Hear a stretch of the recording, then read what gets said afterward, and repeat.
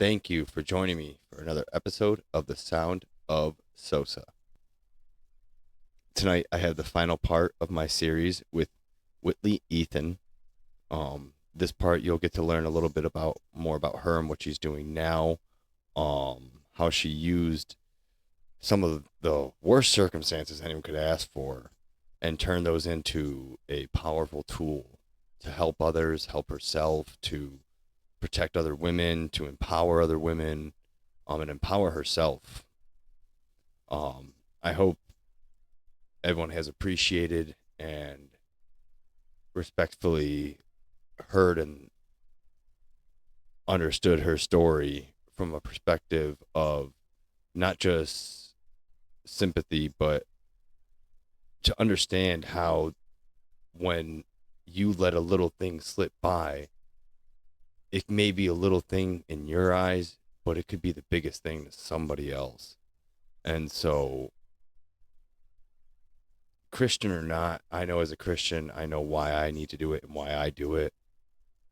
But even if not, just think of your morals, think of your values, think of what is important to you. Think if that was your daughter, your father, mother, sister, brother, cousin, uncle, any of the above, and just realize that no one deserves it.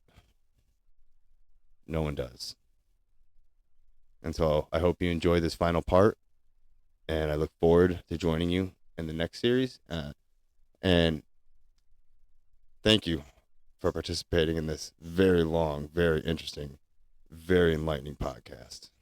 Well, and phones distract so much. I always think it's funny because I have obviously the podcast and like all my social medias that are attached to it, but I get this whole schedule down. I'll make little shorts to put on there. Then I'm like, you know what? No, I'm not even gonna do this. And like, I always make sure I post and just get right off because it just sucks you in, and it is an easy distraction. I mean, when you hear about kids dying playing an app, it's like, okay, there is an issue. Someone needs to seriously dial this back because they're making these apps to be more distracting, to consume kids more. What happened to not prying on children through consumer law? Like whether they're selling a product, the products are information, and in order for them to obtain that information, they're literally colluding children to giving into uh, a a a mental health crisis because literally there's a direct correlation between scrolling and the level of depression that people have. The more you scroll, the more likely you are to be depressed. I'm sorry, that right there should be enough to be like, hold on. We made cigarettes illegal to be advertised to kids. What about our brain health, the strongest organ in our body? We can't go after companies to protect people against brain damage. And when I say brain damage, I'm not saying that social media is essentially causing brain damage, but it's causing damage to the brain. And I just don't want people to say, oh, he's saying that social media will make you stupid or it will make you have a something wrong with your brain. No, but it will cause you to have a mental illness, which is damage to your brain and can cause more damage just from being in that state. So it's kind of crazy that we allow social media to go crazy the way it has. And I think social media can be a great thing. When I first, I was so happy about it because I'm like, okay, an exchange of information, good information going back and forth. And then all of a sudden it just got hijacked by the Kardashians. And, I'm not even trying to make a joke with it. It is funny when you say it like that, but the way that the Kardashians posted is how social media shaped itself. The way that they would post about themselves, what they were doing, everything glamorous about themselves. It literally shaped the way social media is now used today. And that's not my accreditation either. I didn't come to that. Someone else said it in something I was watching about social media and how it could essentially be the downfall of society. Which, I mean, Einstein said it the best. Once technology surpasses human interaction, we'll be a society of idiots. And I think we're well past that, unfortunately. I want to have faith in society, and I think Christianity has brought back a lot of my faith in society. But I do think that there is still a major gap. And like we said, we need life courses. We really do. That is honestly the best name for it. It really is. And I'm all about it. I'm all about education because that's the only way we uplift society. And like I said, that foundation builds down to religion. Religion foundation for family unit is the foundation for education, education is the foundation for society, and all those do stack upon each other. I mean, if one fails, all, you know, obviously, there can still be, obviously, up to society. Society can fail, and there still be the good three below it, but it can't go the reverse way. It's to hear how passionate and how motivated you are, and the way you speak.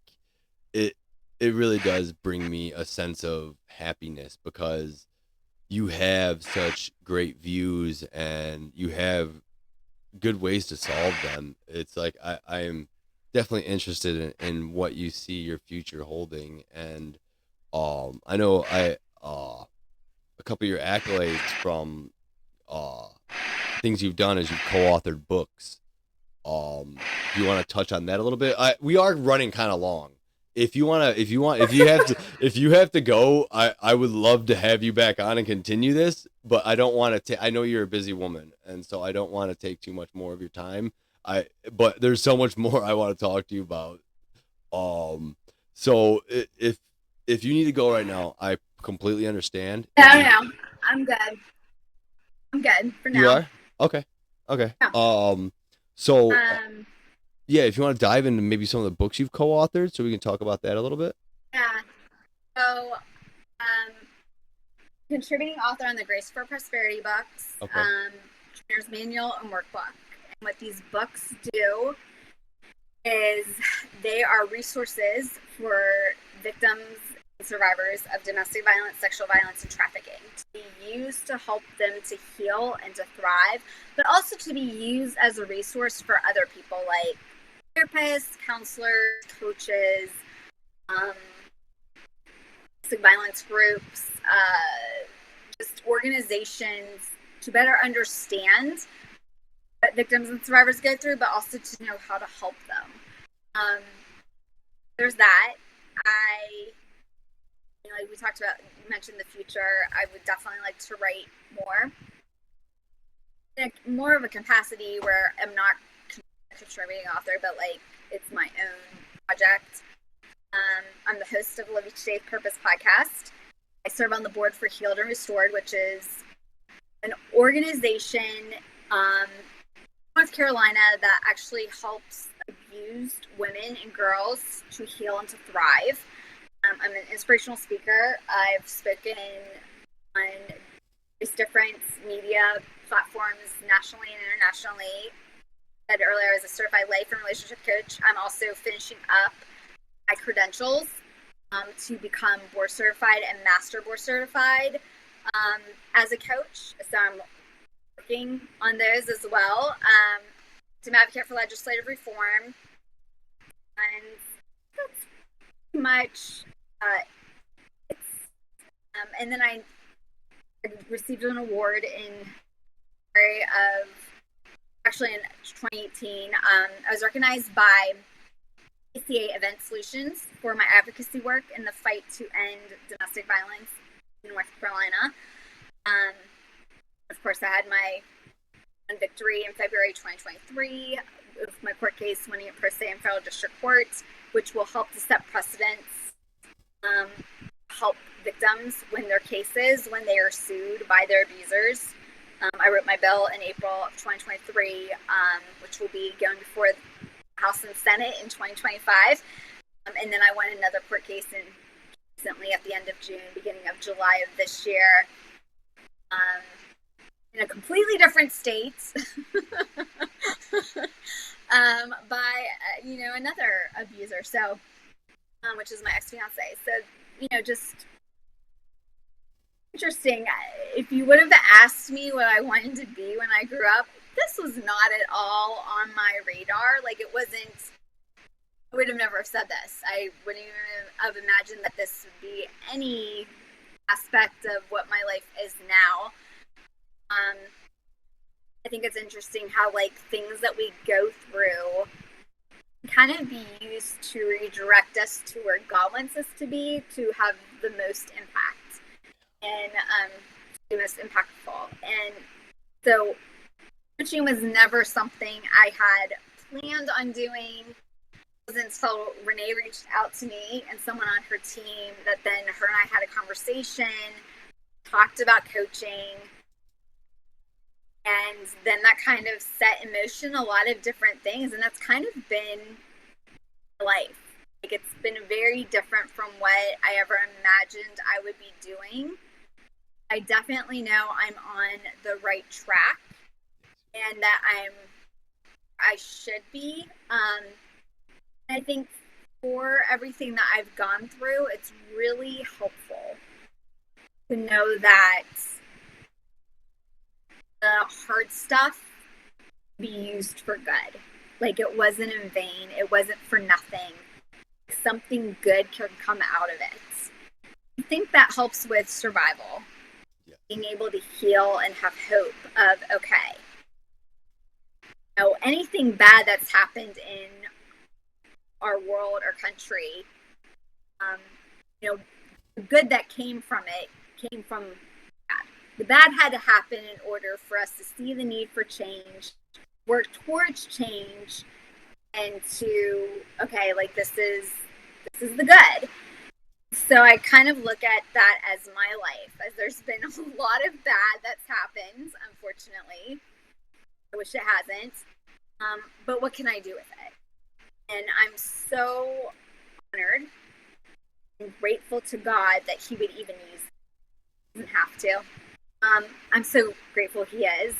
And it has given me a newfound passion and like a purpose.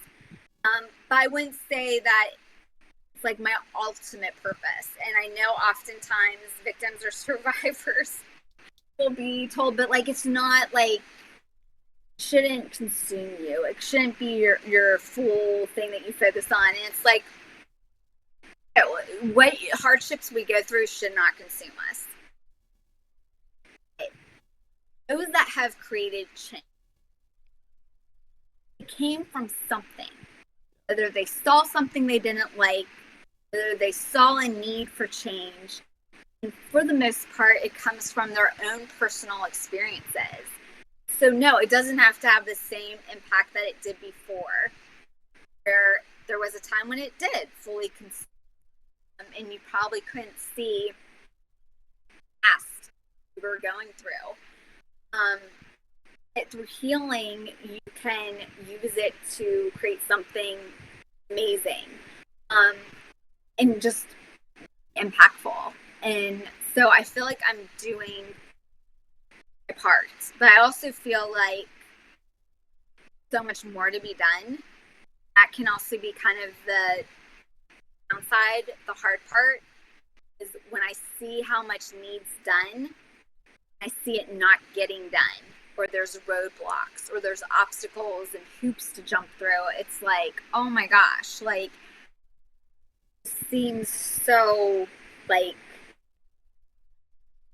I don't understand how this is hard. Like, you know, this is either good or bad. This is either right or wrong. Like, how can you not see that this needs to change? There's 98% of rapists that are still walking free. Why wouldn't that be being changed? Like, we know there's that issue, and yet not a lot's being done to change that. And I think initiatives like this, especially legislative reform, might start with one person, but it takes so many people. If I didn't have the legislators or the state attorney for the NC CASA working with me, advocating with me, this wouldn't even be able to be what it is right now. And again, I don't know what's going to happen with that. We've already made it so far. I mean, I know people that have written bills and they've been sitting there for years, nothing happening with them.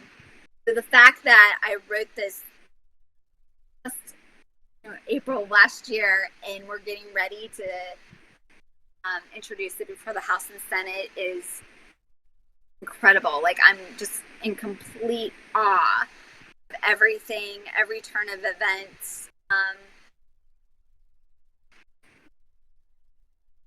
Very healing for me to know somebody somewhere is acknowledging what happened to me and agrees that it was wrong, it shouldn't have happened, and that they want to help me get some semblance of justice, even if it means he won't be held accountable in my case. That it means that other people like him will be held accountable in other cases. So yeah, I mean, it's still not justice. We're moving forward and we're making changes that need to happen. Again, it wouldn't be happening if what happened to me hadn't happened. But I'm using it to make sure that what happened to me doesn't happen to others. And that's the greatest gift that you can give. I think there's probably 1,000,001 instances where women may have went through, and unfortunately, it was too much of a weight to bear. I feel but life is hard, and things like that just make it even harder. Even without those things, it's still so hard. You add that in, and it's a weight that no one should ever have to carry, and it's a weight that unfortunately you were forced to. You carried it, and you continue to carry it in a way that it is profound. And so I definitely give you great commendations for that, because hearing your story not only is inspiring, it's daunting, because as a Christian, I want a world that is beautiful. I want to see people as beautiful, but your story is not just great because of your perseverance. It's great because it can open the eyes of people to see the evil and wickedness that's exists in our world today. And I think our news focuses so much on like shootings and stuff like that, when like, hey, there's much more malicious crime happening out here, and that is being covered up, that is being abused by people of power, that you guys should be covering, but probably because of affiliations and like in your instance, money, you're not covering this stuff. Look at the sins you're making against your people. This is our country. We are all brothers and sisters. And by you condoning these people, and by you allowing these people to make these manipulations with money and power, you are doing the same sin, people. Remember that. And so your story has so many lessons in it. It's you don't hear many stories where you can pull so many different meanings and so much different inspiration and just so much exposure of wrongdoing and eye-opening points. It's like, it's almost like I just heard a new story in the Bible. Honestly, it feels like it, and I hate. I hope I mean no disrespect to anybody of religion by saying that, because I don't mean that. What I mean is, it's such an inspirational story, and there's not many stories that you hear in real life that I shouldn't say that, 'cause that sounds like I'm saying the Bible isn't real. No, so there's not many stories that you can say you have a firsthand account of that remind you of a story from the Bible. I think I said that. I hope I didn't offend anyone by the way I said that. No, that made total sense. I tried to dance. I felt myself dancing into a dangerous spot there, so I tried to dance out of it. But all good intentions from that. All glory to God, even if that statement may have been contradicted. But you're fine. Sorry, I try to make sure to dance a fine line with that. So you said you wanted to write more. What do you want to write more about? I mean, I would love to write books for girls that talk about trying to kind of just build their confidence. I think that's really important. I would love to write a book about my story. I think oftentimes we really get inspired and encouraged by hearing somebody else's story and what they overcame, how they overcame it. And I feel like there's so many different layers to my story of different things that I had to overcome. And then different things tied to faith that helped me overcome it. Whether it was a prayer room or getting involved in faith community, whether it was reading scriptures, whether it was wrestling with God. And I think that's that part often, because I don't want to come across as being like, I struggled with God or I wavered with God and I'm less of a Christian. Because people often think that, like, oh, well, you struggled, so you don't have that strong of faith, or you struggled, so you're not that strong of a Christian. That's not the case. And so I really like to share the parts where I struggled. I really like to share the parts where I was angry with God. And I asked him, I had the audacity to ask him, what are you doing? And I do that because so often when I hear people tell their story, especially those that are influencers, I always tell the good. I trusted God and God gave me all this. Well, that's great. A lot of people trust God. Yeah. Crap happens. So what's your point? Are you more favored than other people? And like, how does it come across to people? And I feel like sometimes those stories that leave out the hard parts, they're all positive and, oh, this is so good. If you just pray this prayer, you're gonna have breakthrough. It can be discouraging for those people that are going through awful things, one right after another, and they're like, well, I can't relate to that. I them and not me. And so I specifically focus on the negative.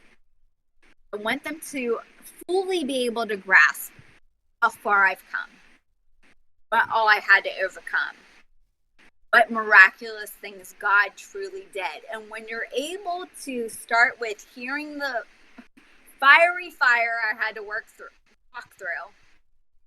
and being in the valley of hell, to then being on the top of the mountaintop, it makes that mountaintop even more amazing. If you were just like, yep, I had some struggles, but you know what? I never lost faith. Now here I am on the mountaintop. But when you hear everything I went through in that valley and you're like, again, not done. There's another thing. Oh my gosh. Like, no, this is too much. And then you're like, you're up the mountaintop? Oh my gosh. This is like in your mind. And then you give glory and honor to God and you're like, I couldn't have gotten through that if I didn't have God with me. I mean, I've been wrestling. He might not have been my favorite person, but I knew enough to not leave him. I knew enough that when things got really tough and I was brought down to my knees, I had to keep looking up and trusting him. I knew, and I didn't feel like I could trust him. I felt let down and that he had abandoned me. I had to turn to scripture and trust scripture. I knew that. And I think that speaks far greater than just everything's great. And if you trust God and truly read scripture, you'll have the life you desire and want. It's like, nope, that's not what happens. There's so many people out there that something in their life's going wrong. They might have the beautiful house.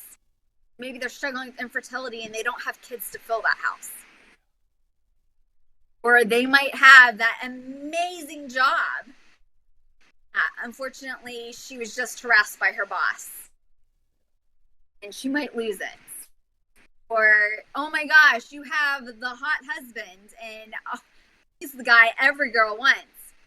He's struggling with mental health. It's been really hard every night.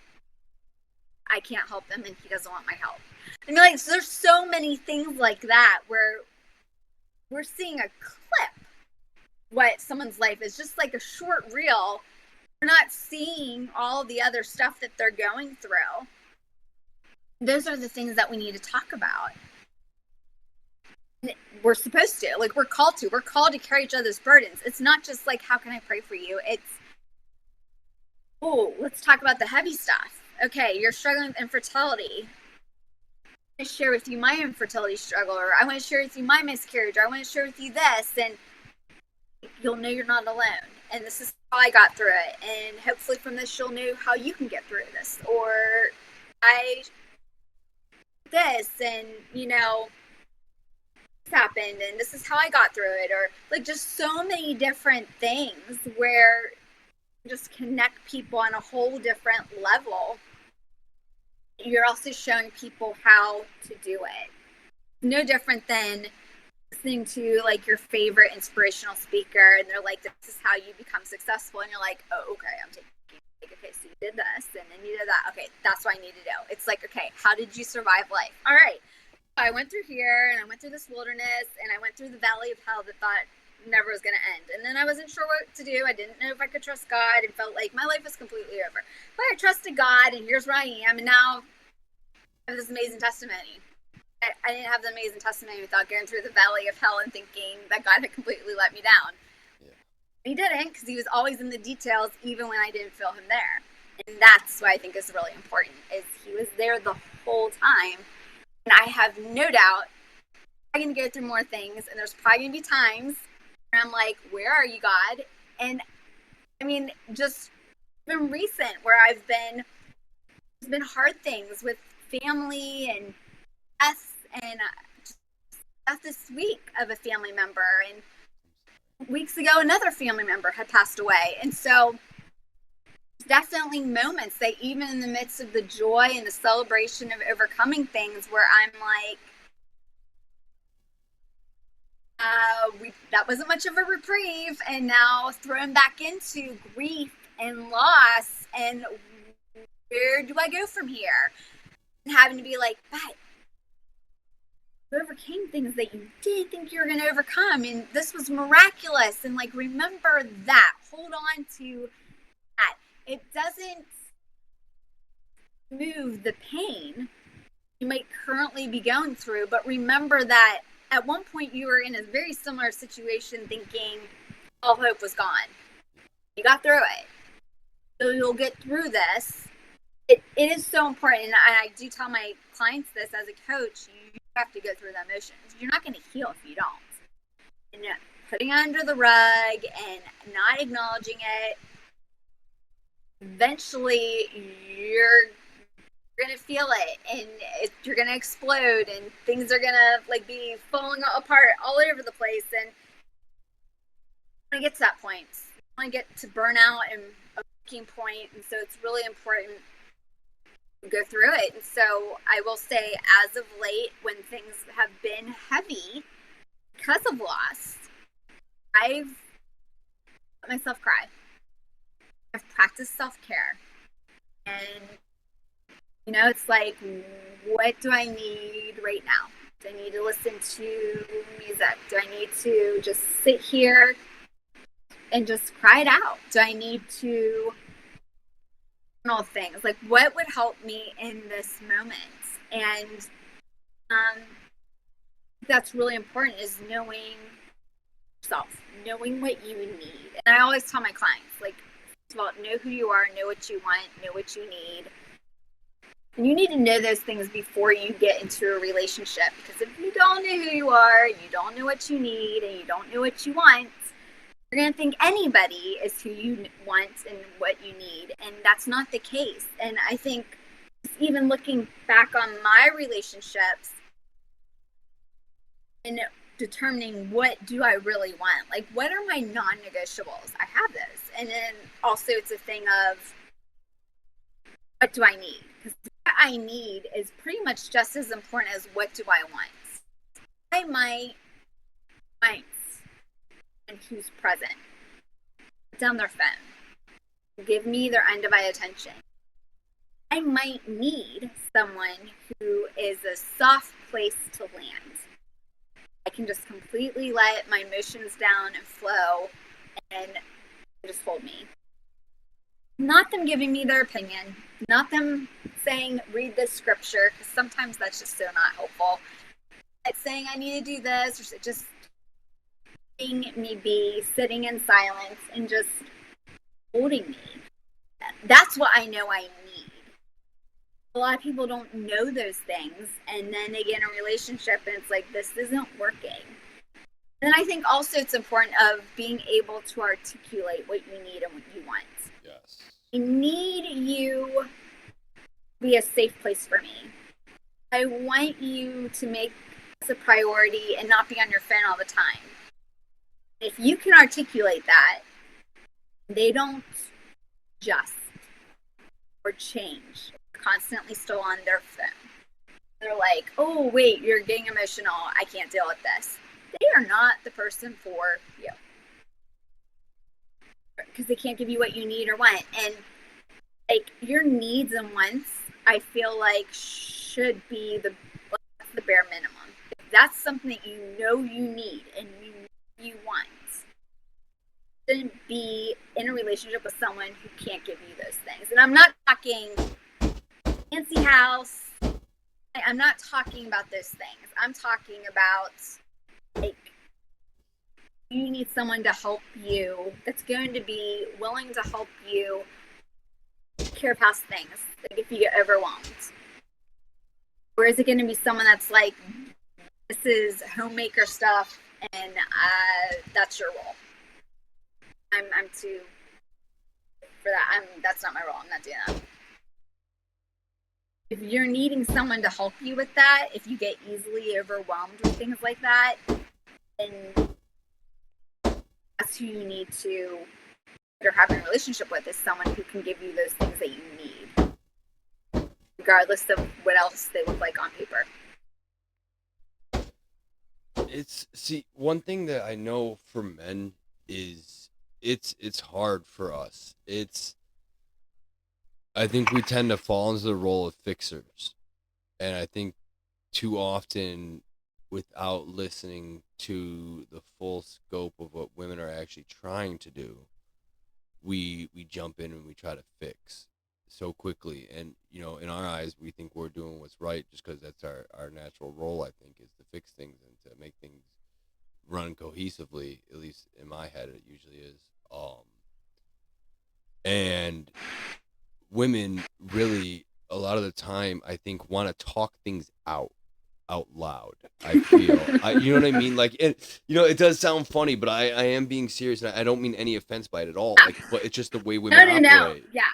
That you guys want to. We're verbal processors. Yes, exactly. And like, I know this, and I still struggle with even understanding it. I still struggle with allowing that process to happen because it doesn't. I've just learned this. Again, Jordan Peterson. I don't know why he caught my eye on a Joe Rogan podcast, and I started listening to him. And the guy has opened my eyes so widely to not just Christianity, but just things that I didn't even know he would speak on. He spoke on relationships for like 2 seconds, and the guys are just I don't agree with everything he says, but he has some very amazing views. And he's the one that taught me this. He taught me, or he didn't teach me it personally, but he spoke about it. And I struggle with it. I do. And one thing that I like to do is I always like to admit things, even when I did them in my past. I still like to verbally acknowledge them. I was one of those assholes back in the day that probably no, I did locker room talk. I was such a disgusting young kid. I think every guy has. Yeah, and it's just like it makes me think about like, okay, how can I prevent my son from doing that? And one thing that I do see is it made me cry yesterday. I'm obviously a crier. And that's great. I think that's great. That's healthy. It's good for me. I know it's good for me because if I didn't do it, it would turn into anger, and I don't like anger at all. I don't like being angry. I don't like feeling it, and I just don't like expressing it either. And so, but my son will now reach out his hand before we eat, and he'll like yell, Amen, and he's trying to tell us that we need to pray, and he's only 2. He just turned 2 on the 19th, so I'm like, it made me start crying. I was like, yes, this is exactly what I needed to do. And I feel like that's almost like God, like, hey, you're doing the right thing. You're bringing him in the church, and you're trying to surround him with God, and it's working. And so yeah, it felt good to see that. And being able to teach him that gives me a little bit more hope in that I can hopefully prevent him from making the same mistakes I made growing up, as in the mistreatment of women, the fall away from God, and not even a fall away. I don't see a fall away from God as bad. I see it as a chance to grow with Him more, because the what is it? The heart goes fonder, the bigger the distance, or something like that, something of that nature. Yeah. And so Absence makes the fonder. there you go. And so I think that can apply in God's relationship too, because I think almost everyone can attest to a time when they had either shaking of faith or a fall away from faith, and it just speaks to the power of God even more to show that, hey, I don't think any of us can talk to a friendship that we had that really fell apart completely, that you lost complete faith in, that you turn back to, because it might be a rekindling, but it'll never be a better relationship than it was. And you can turn away from God and then turn back to Him, and the relationship is 1,000 times better, and so it's like that's just a testament to His power. And so I think anything we can do to ensure our children don't make the mistakes of the future, I think I know that the foundation of that is the church. And so I just wanted to bring that up, because when you were saying it, I was like, man, how could I have let myself be like that? And it just, I think, I don't know, I felt like I had to speak to it and admit that I was that when I was younger. And it makes me, I shouldn't say it makes me feel better to talk, to say it, because it makes me feel like a piece of crap. But it definitely, it makes me at least feel like I'm owning what I did. Yeah, I will say to I've said to guys in the past is, like, think of when you have a daughter. What kind of guy would you want her to date? Oftentimes, this part, girls end up dating someone like their dad. And also look at their mom to see what their mom allows, and that sets the tone of what they should allow. And of course, little boys are like, I want to be like dad, and so how he treats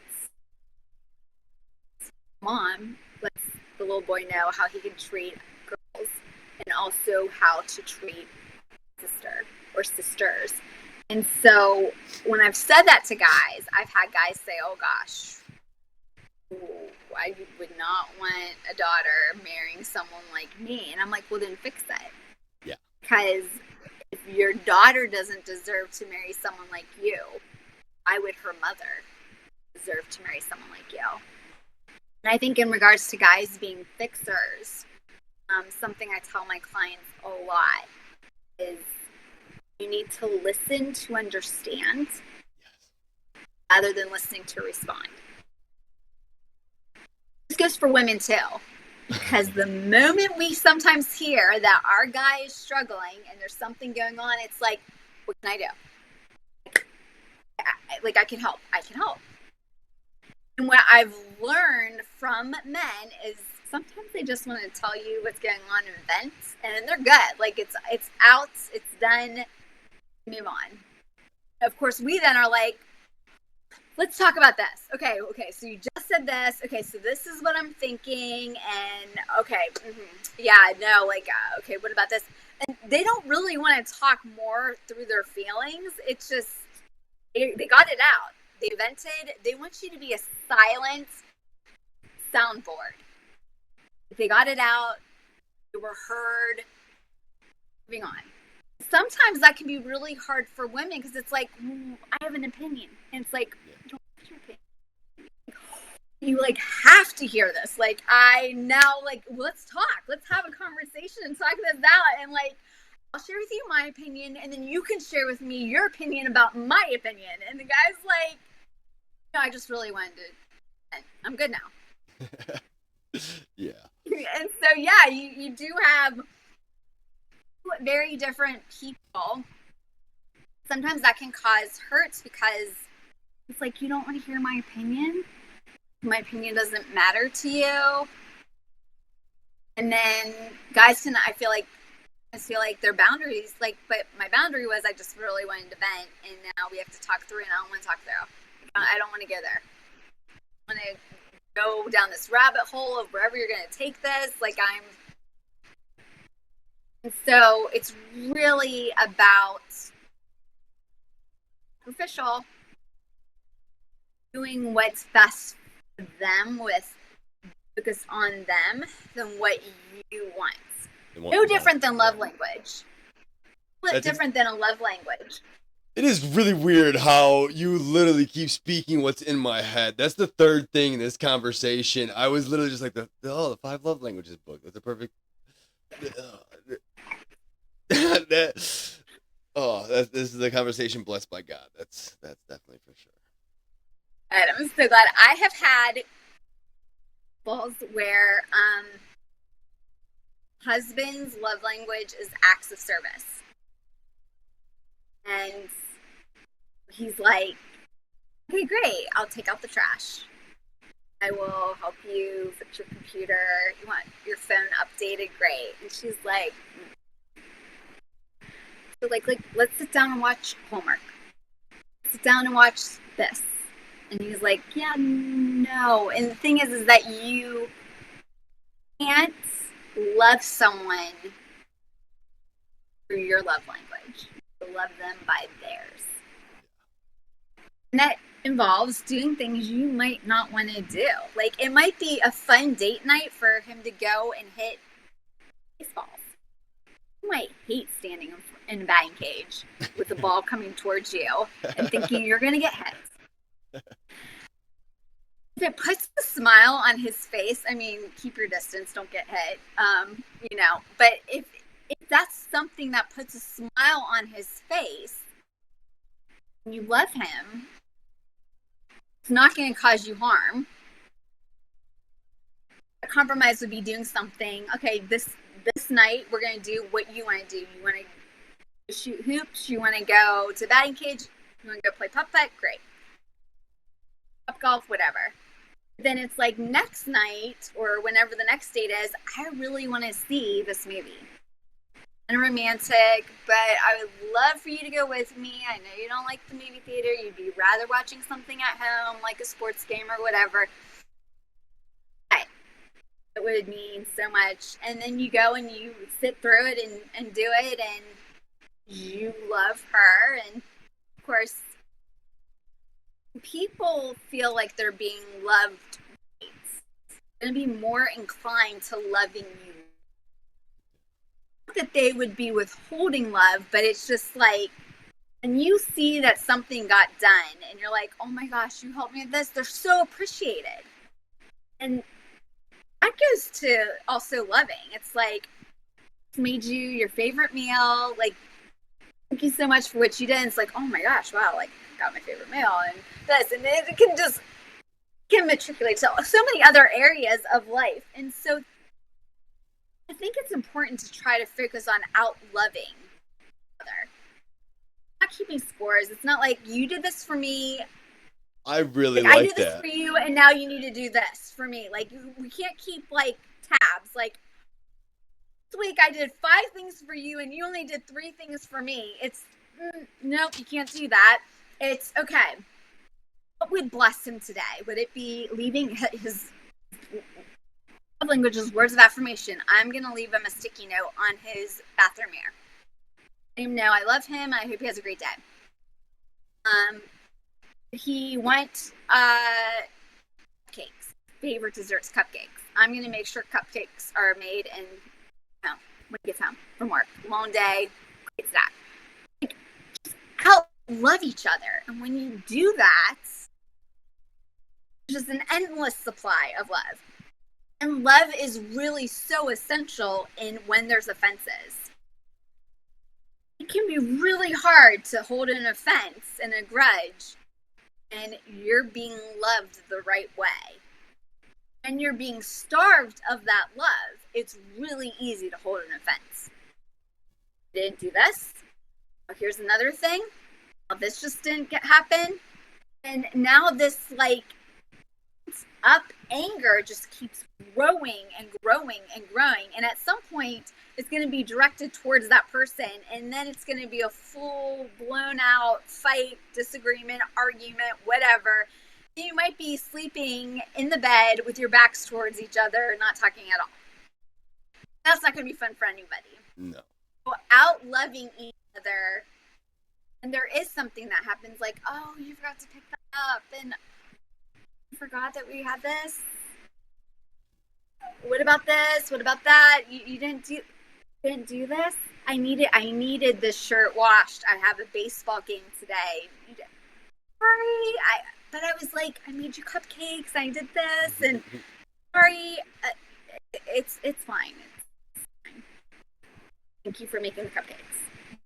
No, it makes things a lot easier, especially when life is hard. Life sucks. Just say that. It can really suck sometimes. And the person at home should be that safe haven. And the whole world's falling apart. This makes sense. You have your person. You have the person that you can be like, something weird just happened today. And like, is it me? Or like, I don't know, like, is this person off? And you can really fully talk about things. There's this safety that they're like, yeah, actually, that is something you do. Ow. Ugh. Okay, you can receive it well. You won't be on the defense. But then you can also have that same person that's like, no, actually, it's not you. Like, that was strange. I don't understand why they did that. I know. Like, I don't understand either. And it's like, how did that make you feel? Actually kind of made me feel really crummy. Like, I felt out of place. Oh my gosh, babe, I'm so sorry. Like, and you can comfort each other. Like, you are the other better half. You are two halves make a whole. You are, like, in it for life. Ride or die. Like, this is your person. You do that for. You might to fight with at times, but also I think it's important that you praise publicly and you seek or confront privately. Girls, you should not be gossiping negatively about your guy to your friends because everybody talks. Guys, you should not be talking about your girl in any type of negative way, and definitely not any sexual way. It is none of your guys' business about anything with your girl. You need to be her protector, her safety. You need to be the person who's guarding her heart and guarding her purity, because even as a married woman, her purity needs to be protected. You don't need your guy saying, oh my gosh, and your girl in that dress, like, ew, gross. No. Like, they should have enough respect to know you can't have that types of conversations. You can't talk in that way.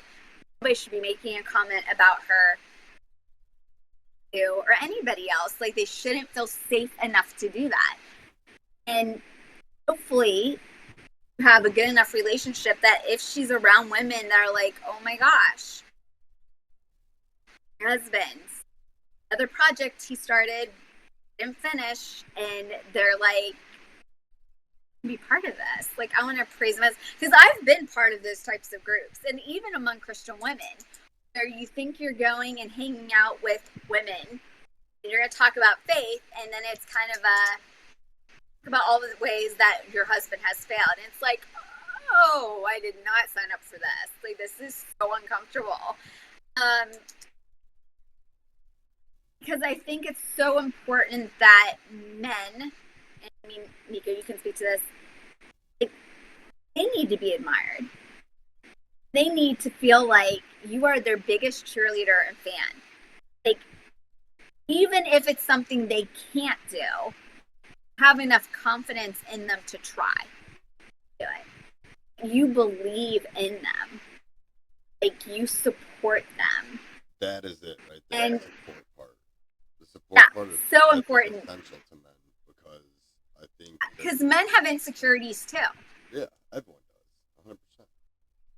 just often aren't maybe necessarily vocalized as often as women vocalize their insecurities, but they still have them. And I think for women, it's really important to know that whether we're wearing makeup or not, guy still thinks we're beautiful. But we're not beautiful based on how we're dressed. If our hair is done, if we have makeup on, we're beautiful regardless. That, like, I think for women, it's really important that there's times to treat us like a woman. Be like, yeah, like, we're partners, we're equals, whatever. But then there's also time, like, what do you need? Do you just need me to hold you? Been, like, tough. Like, get you something. Just need me to comfort you. You kind of,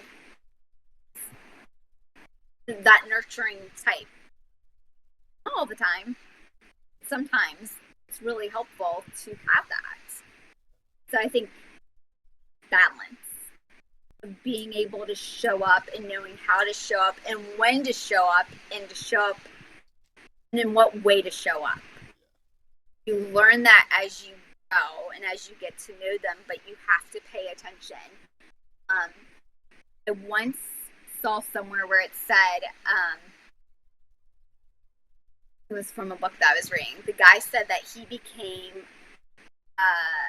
he got a degree in his wife, studied her, knew what she liked. As much as he had to study for things in college, he was like, I am going to get a passing grade in her. I know what she likes. I know what she doesn't like. I can finish her sentences. I want to know all things about her. What is she about? What does she like? What does she not like? And I will say, my dating relationships, I have done the same thing. I knew something about a guy, then I would want to learn more. Okay, so this is a topic you're interested in. Tell me more. I would do my own research. I would know what questions to ask. If they had a favorite color, I would make sure if I got them gifts, it was in that color. My ex-fiance, I am not a fan of Star Wars.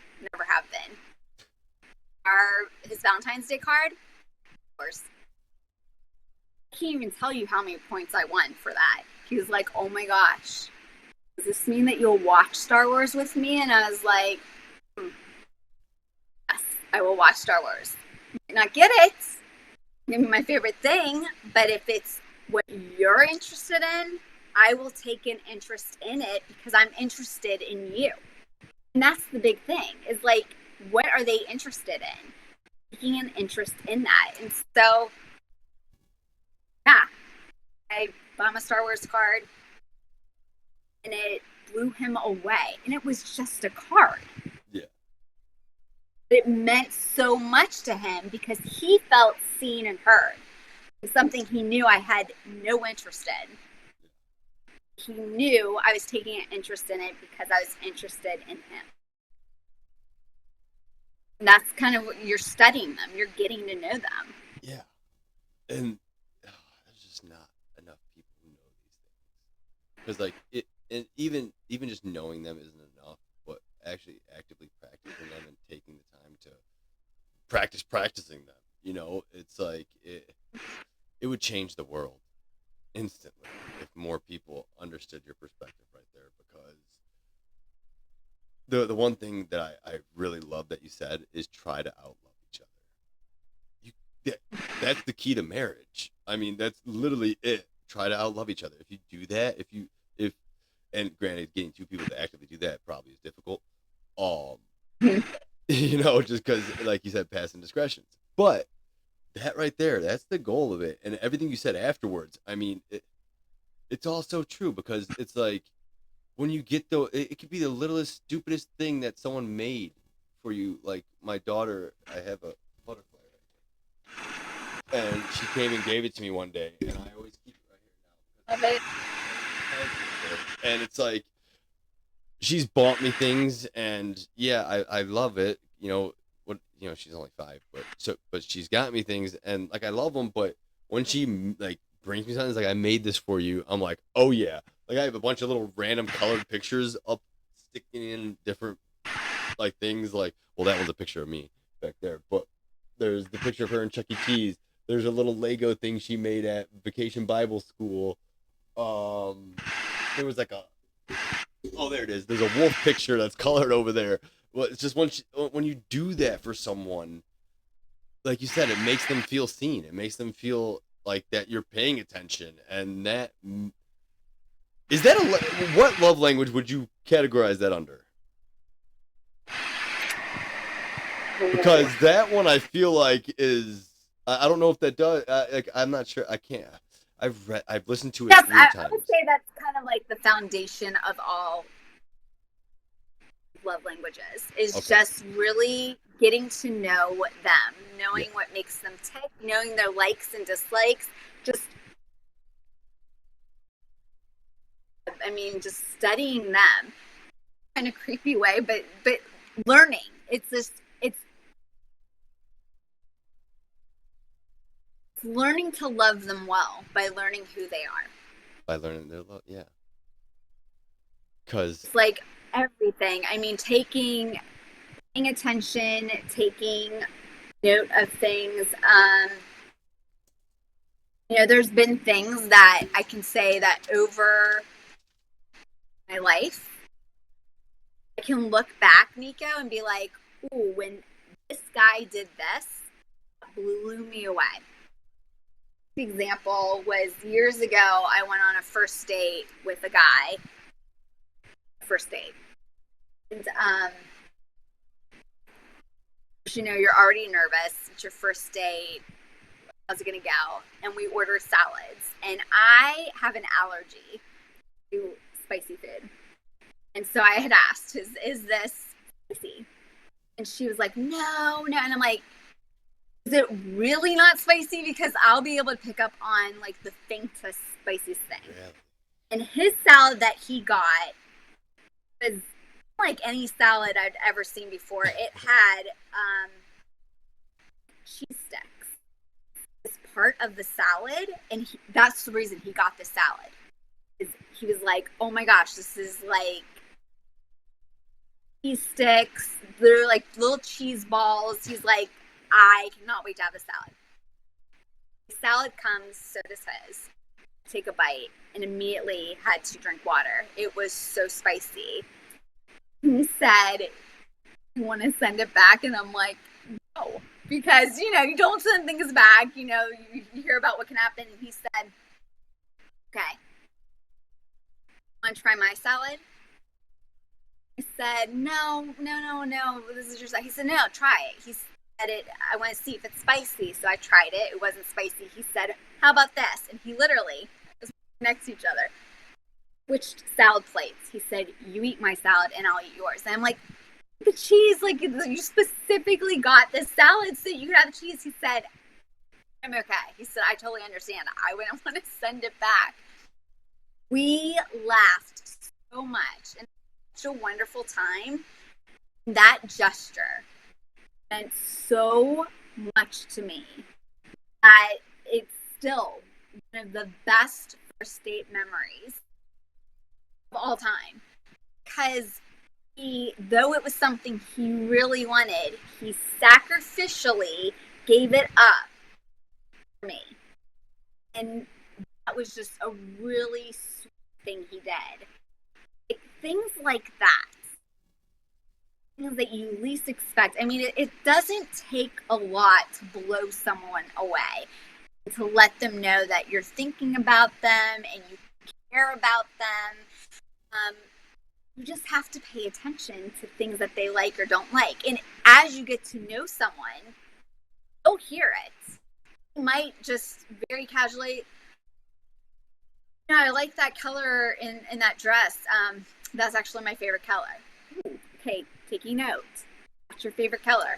Good to know. I'll make sure I wear more of that in your color. Like things like that where just nonchalantly said they don't think that you're really going to be thinking too much about it, but take note. And then it's like, oh my gosh, you're wearing a blue dress. That's my favorite color. I know. That's why I wore the blue dress. It's like, you wore because oh my gosh. Like, and then it's just like, points. Like, it just means so much to them.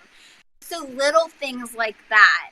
If you hear he's having a bad day or she's having a bad day, and you send a note saying, I just want to let you know I'm thinking about you. How hard today was. Like, but you are amazing. You're doing such a good job. Or just saying, hey, I really appreciate how you handle the finances. I really appreciate not having to worry about that. Or I really appreciate how you always do this or you always do that. Like, that means a lot. Things that people might think that aren't being noticed. You're taking time to appreciate those things. That's so important. Goes a long way, and that's the important thing, is how far that can go, and that can really make people be like, wow, so I am appreciated. Wow, they appreciate me doing this. Okay, well, now that I got that appreciation, I'm gonna do more things because I like this feeling. So that's like really important, is paying attention to those things. Be able to see them. Honestly, that whole little last part is so perfect for people to hear. I wish there was a way, like, what do they call them? What do they call it? It's like a PBA, PSA. There you go, PSA. PSA. Yeah, there needs to be one just telling people that, because it's like and it's not complicated. It really isn't. What you're saying, what you're saying isn't complicated. The act of doing it is complicated because it takes a lot of self-awareness, and then as well situational and significant other awareness, I guess, for a lack of better terms, to be able to pick up on those things. Because I mean, I know I've missed them in the past. I know I probably will miss them in the future too. But the only way people become aware of it is if it's talked about more. And so, I mean, you definitely have some great views, and I know you're gonna help people. I'm sure you already have. Like you said, you've spoken about this before, maybe not in the length or in the detail I think you had mentioned. Right. Which I feel blessed to be able to get or to have heard more of the story than others have. And I definitely feel blessed for you opening up and sharing so much. This has been a great conversation. I've not had a podcast go 5 hours and 15 minutes ever. And so, and I still feel like we could talk for hours. Like, it's crazy how literally 3 different things popped in my head, and you said them within minutes of them popping in my head. That's, like I said, there's no other speaking to that besides for that's the work of God in this conversation, because it just doesn't. I've never had that happen before. And one time is like, oh, that's pretty cool. 3 times though, that's something else. Like, that is so something else. It's definitely shook me in a good way though. And so I think we can wrap this up. I don't want to keep you any longer. I feel bad about it. I definitely hope sometime, down the line in the future, we can talk again, kind of see where you're going with things, or see how things have turned out more. Hear about the great that I know is coming in your life. That seems to, I mean, honestly, I would say, I'm not discounting what happened to you, but your life seems like it's beautiful. It really does. You're a beautiful person inside and out. You have happiness, and it may be fleeting at times, like it always will be. But I think because of your core values and who you are, you not only deserve happiness, it will come. It definitely, because you. And if it doesn't, let me know. I will do everything I can to help it along and help it find you, because you deserve it. And obviously I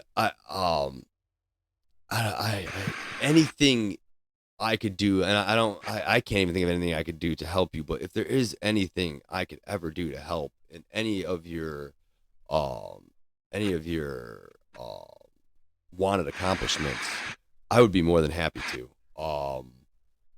I am a very big giver. I love helping people, no matter if it's just holding a door for someone or if it's, hey, we need help. I'll be there in a second. Anything, whatever.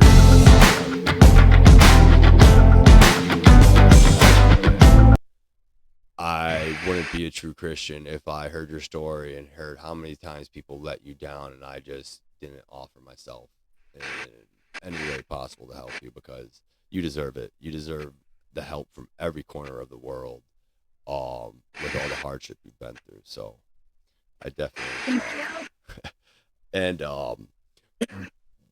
what I'm gonna do, instead of having us run through the introduction, I'll just do the introduction myself, and I'll read off your accolades. But you did go through them a little bit yourself, but I'll definitely put it in the very front, because people need to hear, people like to hear that stuff too, and to understand who you are a little bit, and then get into it, because yeah, your story is amazing, and I look forward to editing this video, because I know I talked in circles a lot, like my stupid self usually does, but there's so many things that I can't wait to go back to and re-listen to how you said it, because it was changing in that moment of you saying it, and so I know truly listening to it and rehearing it will be great.